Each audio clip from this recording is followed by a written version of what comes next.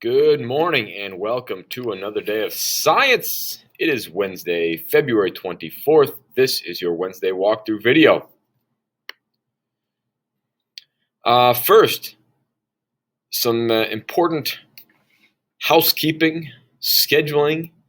There will be a Google Meet tomorrow, Thursday, February 25th at 11:30 a.m. Please plan to attend. I will send out the link tomorrow through Schoology message. I'll also post it in the Thursday folder in Schoology, so make sure you're there for that. I've also posted in the Lunch and Learn section. This will be our last Black History Month weekly discussion. So it's on the 1950s, 60s, and the Civil Rights Movement.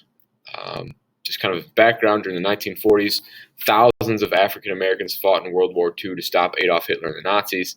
When they came back home to America, they just finished fighting alongside their white brothers at war, and they came back home. And America during the 1950s endured like a great boom, economic prosperity, jobs, lots of new houses, that sort of stuff. But by and large, African Americans were left out of that boom. They were still segregated against at home, and their thought was, I can die for my country, but when I come back home to my country, I'm treated as a second-class citizen.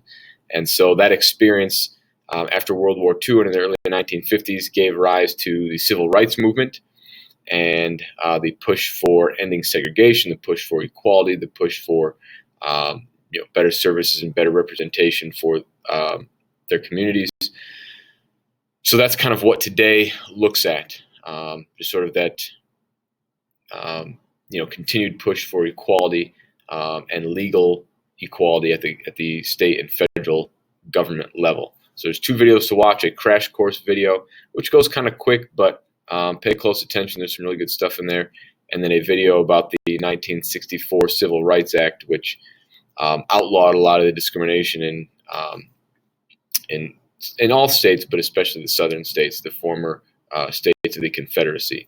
And there's a couple civil rights questions for you to respond to. All right, so this will be our last Black History Month. Make sure you have done the others as well. Get to learn about some interesting characters, interesting figures in our nation's history: Frederick Douglass, Ida B. Wells, and Arthur Ashe. So make sure you complete those as well. All right, then back to science. So here we are in week 5, and down to the Wednesday folder. One, obviously watch the Wednesday walkthrough video, read the page titled Stationary and Occluded Fronts, and then complete the Stationary and Occluded Fronts quick check. Learning target performance task success criteria. Yesterday we talked about cold and warm fronts. There's two other types of fronts that we're going to talk about today, and those are called stationary and occluded fronts. So let's see what it looks like here. There's a page titled Stationary and Occluded Fronts. A little bit of reading. Not going to kill you. Oh, that picture didn't load. I'm going to go fix that picture for you guys.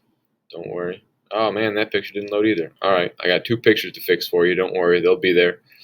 But again, just a little bit of reading, and you'll see how stationary fronts and occluded fronts create weather at those particular places. But again, make sure you read as well. Don't just be like, oh, sweet, a 1-minute video, I'm done. Yeah, awesome, that was easy.